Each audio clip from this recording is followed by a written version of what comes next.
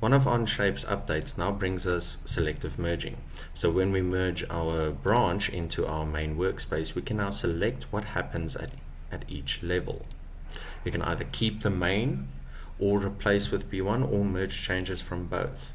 Now to show you some of the changes, in the branch we try to add this little cup for our grinder, and if I take you over here, you can see that we aren't necessarily happy with how the geometry turned out to be. And within our main assembly we can see that we've got a 3-pin which we want to change to a 2-pin, and we've also got our rotary pin arrangement here. But also within the branch, what we ended up doing is changing it to a 2-pin.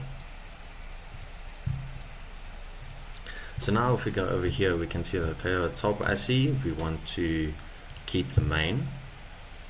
Our housing design, we want to keep the main. Our AC 3-pin plug, we want to replace. And cable power, we want to replace.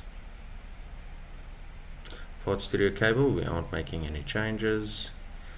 Plug stand relief, we also want to replace it with B1.